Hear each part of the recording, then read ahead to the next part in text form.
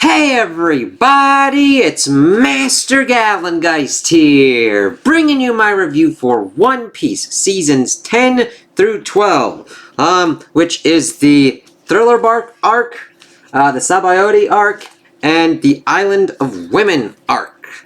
And it's mainly because, I got this One Piece video game at some point, and I want to play it, so I'm trying to bust through as much as possible, and I got the physical ones, and I'm just going through it a nice clip. So, the thing is, they need to do a better job of figuring out when to delineate how big their fucking seasons are with certain kind of arcs, because I know certain ones are like over, like 100 or whatnot. So at that point, I will get to a point where I will just do, like, I'll make my own kind of stopgaps or whatnot, because Thriller Bark was like 45 episodes, Sabaody was like 26, and then the Island of Women was like 14. So that's why I'm kind of doing all these in kind of one thing, and also the fact that I was just kind of like going through with them, and I'm like, okay, I'm done, I'll do the Thriller Bark thing. And then I'm like, shit, I got through this one too. Shit, I got through that one. So that's why I'm kind of putting these together. So, we had last left through a kind of filler, and then we start off with the Thriller Bark arc. This, we get introduced to the character of Brook, who, holy goddamn motherfucking shit.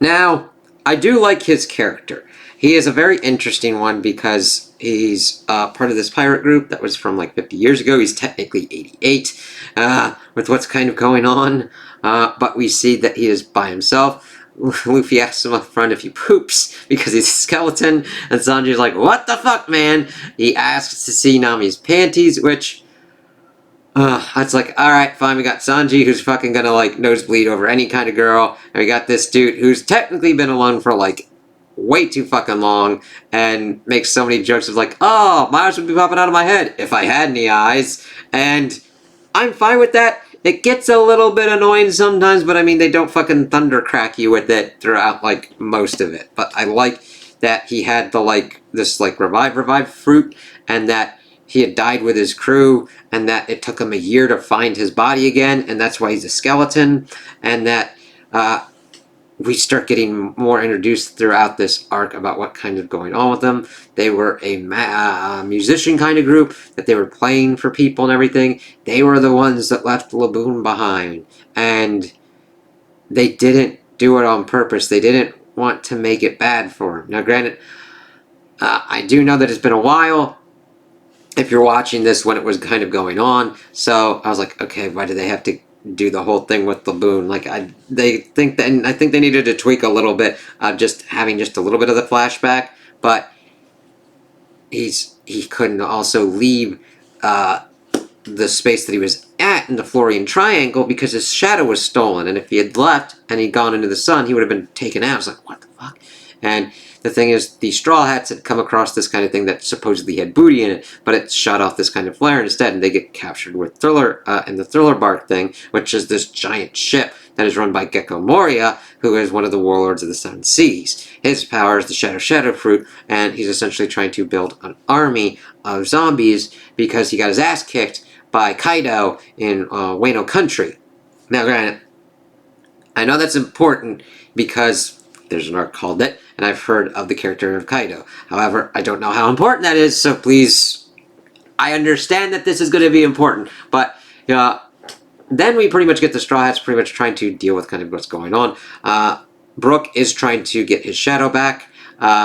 He knows a little bit about the stuff as the Straw Hats pretty much get dispersed.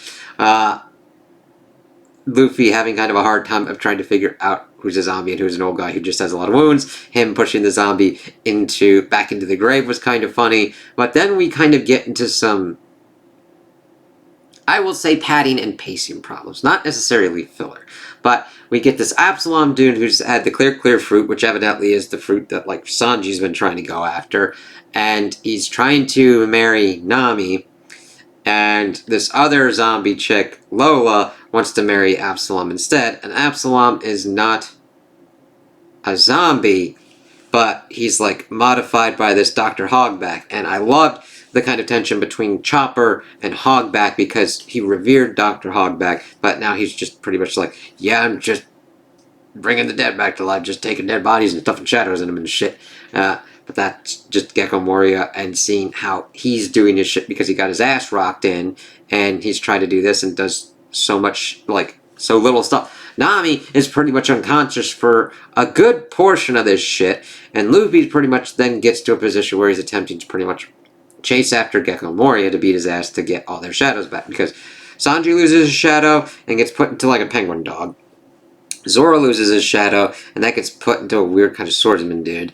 Luffy loses his shadow and gets put into this giant devil thing called Oars, which could potentially, like, be important lore-wise as we go later on. Granted, one of the great things I like about this show is that things come back. I was not expecting Laboon to come back and have this whole kind of thing with Brook, and that they're like, yeah, we know Laboon, we'll help you out. Like, Luffy wanted Brook on the crew like that, but we have to, like, go through this, and I do like them going through it and kind of fighting what's kind of going on. Gecko Moria is pretty much the only one out of the crew for this that really has kind of charisma for me. Hogback, a little bit more because he gets beef with Chopper as they kind of fight. Peruna is more kind of annoying ghost girl. Absalom is definitely fucking annoying and just takes, like, Nami out of the action a little bit too much for my tastes. Mainly because it's like, oh, she's knocked out for all this time. Sanji tries to go and rescue her, and it just kind of, like, spins around. And then Luffy's fucking chasing Moria's shadow around the fucking island. Is like, come the fuck on. Can we kind of get through this? So everybody kind of gets set up. Brook pretty much goes and fights the zombie that has his shadow, but Zoro helps him out. Brook also tells Frankie and the rest how to purify the shadows from the zombies, i.e. salt, which works out. You're doing your space of kind of shit you'd find from Supernatural and any kind of thing like that. So we get that. He gets that back. Zoro, in defeating the dude who is who gets linked up to another kind of thing. He's like a vast, like a legend samurai that kind of gets everything kind of going on. Let's see here. Oh, I also did like how Usopp was able to fight Peruna's kind of negativity thing with his own negativity, and then she's like, "Wait, cheer up!" And she's kind of trying to cheer him up before, like, they go back to fighting and everything. Brook is like the humming swordsman. That was kind of cool. So we've got another kind of swordsman on the group. He gets his shadow back, which is really kind of nice. Zoro gets a new sword from this legendary Ryuma dude. That's kind of awesome. And everybody's kind of getting set back up together as everything's going on. Then they deal with Luffy's kind of whole thing. We get to one part where Luffy pretty much, like, rocks in Oars' shit. But I was kind of like, why did they stuff so many shadows in him? To make Nightmare Luffy? It was almost like just to have another kind of thing for it, but then they, like, deal away with that, and the Straw Hats all work together and beat Oars' ass, and beat Gecko Moria, and then Gecko Moria just says, I'm gonna put 1,000 shadows in me, and then we get Luffy pretty much knocking his ass out, and with enough time to make sure that everybody gets their shadows back and nobody dies. Even though we get a fake out thing. But then we get introduced to another Warlord of the Sea, Bartholomew Kuma, Tyrant Kuma. We see that he has disappeared Peruna. She pops back in at the end of Sabaody? No. Island of Women, because we're checking in with people at the end of that. We'll get there.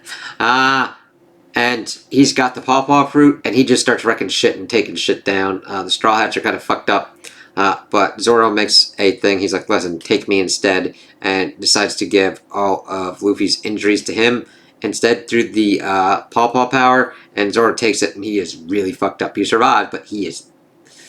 This is even beyond the level of John McClane of, like, holy shit, as we then get everybody... celebrating and everything. We get Brook into it. One of the hardest hitting fucking things was when Brook brings out, like, the Binks's brew, Binks's sake kind of thing, and that we see his crew recording for Laboon, them singing that song for Laboon as they start falling down and dying one by one. God damn it, that was hard. That was like, hey, fuck you, right in the fucking feels punch, man. That was just, so he's accepted his position on the crew. He's happy and everything, and it's really kind of nice to see him be accepted into the group and everything, and what's kind of going on. And that's pretty much where the thriller bark ends. Gecko Moria escapes with Absalom and Hogback. They're like, where the fuck's Peruta? We don't know. And then we get pretty much the beginning of the Sabaody. We get pretty much a little bit of a filler with helping these two girls pretty much try and do this whole kind of gem thing before they go back to trying to get onto Fishman Island. Brooke had a nice little thing of him trying to fit in with the crew and like messing stuff up and messing things up and everything before Nico Robin kind of like helps him out and all that. And then we start the actual kind of thing going on, which we get introduced to this like Duval dude and Kami and her starfish companion and fucking Luffy asking if she poops. I was like, oh my god. There you go, Luffy. But we see these flying fish riders, and their boss Duval has a problem with Sanji, and we find out that he has a problem with Sanji because even though he's pretty much a delinquent asshole, his face looks like the drawing on the wanted posters, and everybody who's trying to go for Black like Sanji has been going after his ass, and he's got an issue with that. And this was a nice little kind of come down, like not really that much of a credible threat, but enough for the Straw Hats to like deal with certain shit. Frankie to show off this gown cannon that the Thousand Sunny has. Luffy to then do a kind of similar thing that Shanks did with the Sea King, which nobody's like, what the fuck? He does it to Duval's kind of cow. And we see that Sanji just like beats his. We see that we learn that this is Haki, which we learned more in the Island of Women arc, which we'll be getting to. So we see that Sanji beats this dude so bad that he like rearranges his face into this kind of beautiful thing, and they decide to turn over a new leaf and become the Rosy Life Riders. And we also get introduced that Kami has a friend, Hachin, who is actually one of the Arlong crew, the octopus dude. It's like, oh, this is interesting, and he decides to help him out, giving them like takoyaki octopus fritters and shit, and then he decides to kind of take him to the Sabaody archipelago, which is like this giant mangrove thing with all these different kind of trees and all that. So he's going to take him there. The thing is, the only way to get around the red line, which they had stopped at, is to either go over it, which is where like Navy HQ and this other kind of place, is it Navy HQ? Something like that, and like this kind of other living space for like the celestial dragons is, or to go underneath. So if they want to go underneath, they have to get this special coating. So we see that everybody pretty much splits up, and we start this arc pissed me off. Not in a bad way. Like, this is a really good arc because it really gets into lore and everything, but we start getting introduced to like the celestial dragons, the slave trade, of humans and fish people, and the whole kind of racism that goes along with the tensions between the humans and the fish people. It's fucked up. It's like, whoa, holy shit. Because Kami gets abducted, and we see that she is pretty much like a mermaid fetches a very high price. We also see that there's this old dude that can do some crazy ass shit, and this giant dude as they're about to pretty much be sold off. We see that there's tension because the celestial dragons are those descendant of the people that had created the world government, and they act like they can do whatever they want. They beat their slaves mercilessly, they kill them, they kill other people, you're supposed to bow and scrape to them. It's fucking disgusting. And then we see them going after this and everything, and they're trying to get Kami back, and seeing the Rosy Life Riders help Luffy and his crew pretty much get to this auction house, and they're trying to figure out what to do to. They think that they can play within the system, and Nami's like, oh, we could do this, and the celestial dragon bids this ungodly amount of money, and they're like, what do we do? But then Luffy arrives, and he's like, fuck this shit, and Hachin gets shot, and by this celestial dragon, and Luffy, without thinking about the consequences, just punches his ass. Now, granted, these fuckers are completely and utterly, like, they play and game this system. And it's like, what do you fucking expect? Now, granted, Luffy needed to think about this a little bit better and plan out how to do this, and that's pretty much the only downfall. I do not disagree with him stomping this shit out, and the Straw Hats pretty much making this giant fucked up situation. But it then leads to the natural consequences of what goes on with the Straw Hats at the end of this arc.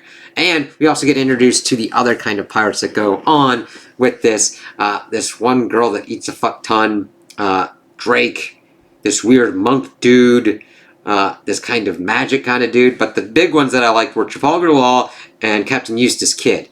They're interesting, and Luffy kind of fighting with them against the Marines as they're like coming after their asses, as they're sending pretty much Marines and everything, because you do anything against the Celestial Dragons, they're calling in the an Admiral at the very least, which we then get introduced to Admiral Kizaru. Kizaru?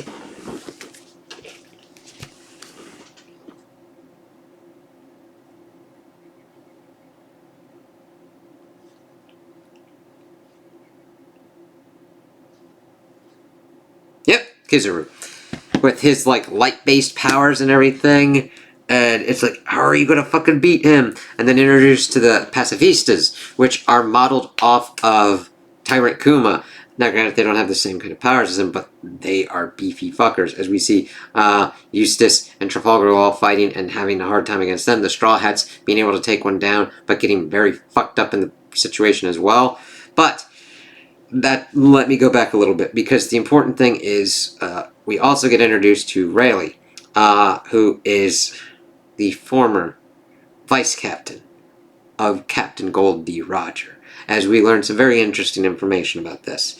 As he does look at Luffy and he wanted to meet him, we get introduced to him utilizing Haki to pretty much take out all these people. I was like, what the fuck's kind of going on with this? As he then lays down that, like, Goldie Roger only had a certain amount of time left to live. So he went and he got through all this stuff and he turned himself in. And he wanted to pretty much go out on his terms, which is very interesting. Gives us a little bit layer of depth to what's kind of going on. And Robin asks some kind of stuff about, like, the poneglyphs in the language as well.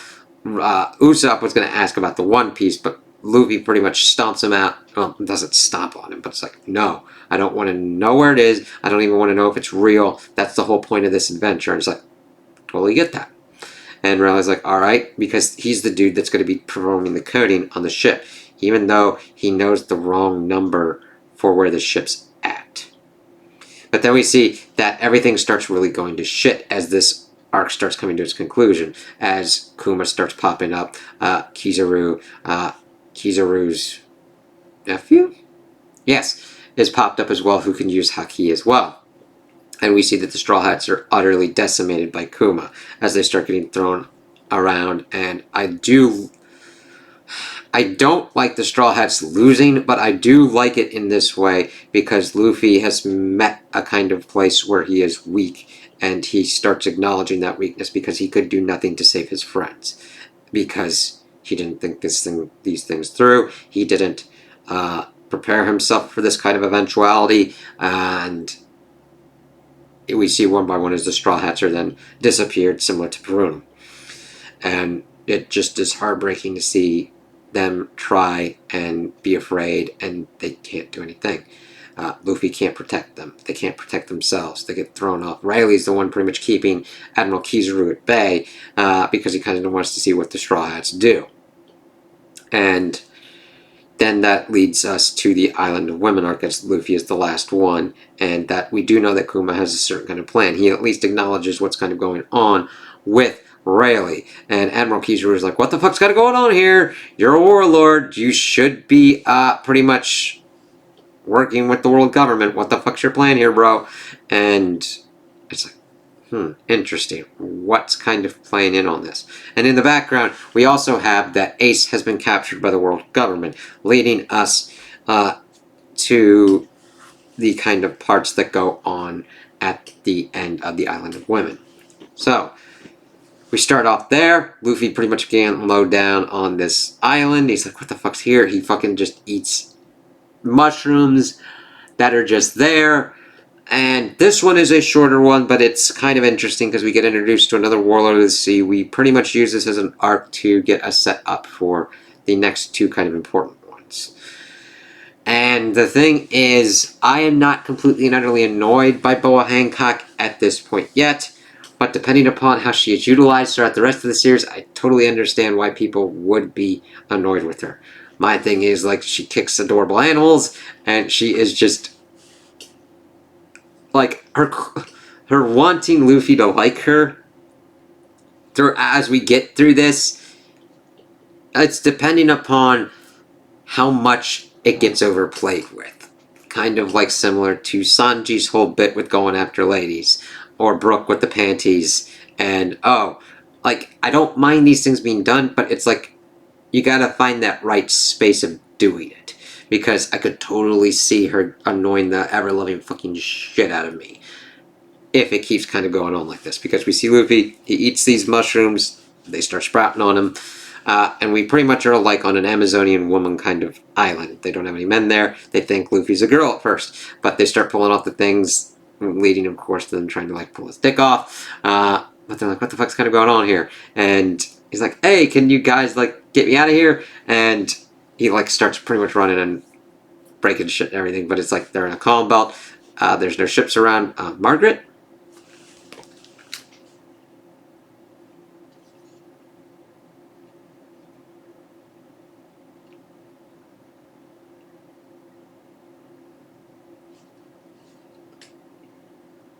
Marguerite!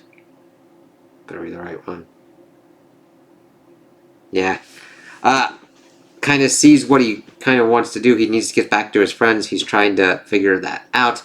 His idea is to go to Rayleigh and get back to Sabaody to kind of figure that out. And I'm like, okay, Luffy, you really kind of need to start to work on this kind of thing. Now, granted, I overall like his ideals, because he also talked to Riley that he doesn't want to rule anything, he just wants to be the most free, which is a very interesting concept and evidently evokes Goldie Roger for Riley as well, why he decides to kind of help him out. It's supposed to take him 3 days to get the coding onto the Thousand Sunny, but we'll see how everything kind of spirals from there. But he pretty much has to wait around for the head person to come in, and that of course introduces us to Boa Hancock and her sisters, and how she has powers of the Love Fruit, and if anybody loves her, she can use this Love beam similar to the Slow Beam from Foxy, and turn them to stone. This goes into their whole kind of spiel of them having Gorgon powers, and how that kind of whole story is about them on the island. She is the Empress of the Amazons, and the Amazonian women of the Kuja, and we then see them come back. Luffy accidentally crashes in on her bathing. He says that he kind of has seen the thing on her back and he hasn't died. He's like, fuck this shit, I'm out of here. And we then see that they kind of have to, it's like, oh god, what the fuck, man. Because it had been the whole thing that they would be turned to stone if you saw anything of what was kind of going on with their back. Let me see here.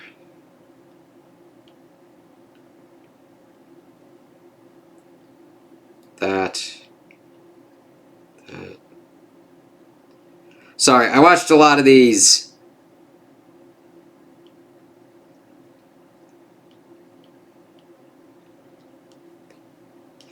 And the thing is, Hancock had been ordered by the world government to come because they are going to execute Ace publicly, and they are pretty much worried that Whitebeard is going to initiate a war to stop that, which, yeah, it probably would. And they need all the 7 warlords, and she was actually going to refuse. But of course she gets back, and it's like, what the fuck?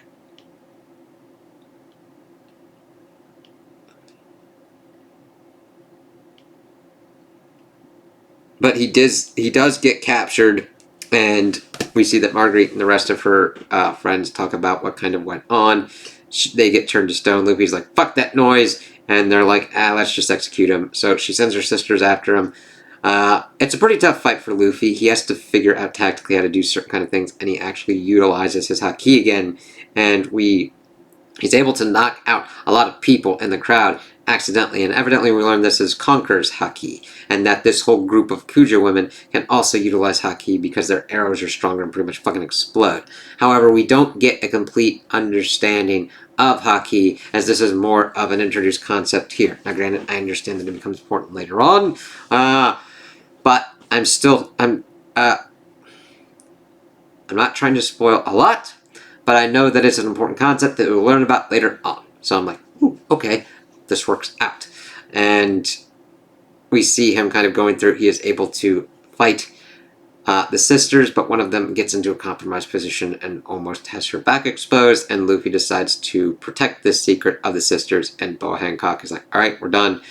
And she actually unfreezes the other women and decides to bring Luffy in and kind of explains everything, that her sisters have this mark of the celestial dragons, which is similar to what's on Hachin's head, which I'm like, okay.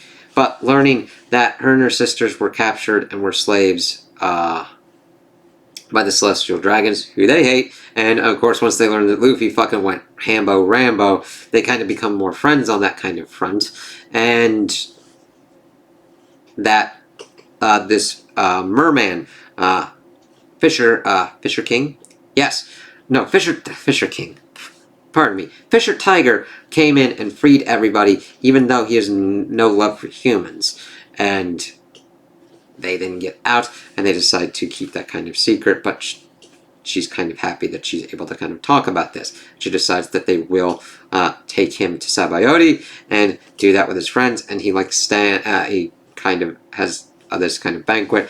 Her pirate crew at first thinks that it's like a test for them to kill Luffy, but then Luffy starts doing his whole thing of Binks' brew kind of song and everything, and gets everybody okay, and everybody wants to touch his ass. He's like, fuck it, I'm a rubber man, just leave me the fuck alone. But then he gets like talking with the granny of the island and learning about Ace's execution, sees his Weber card. Weber card? Is that what it's called? At least what I hear.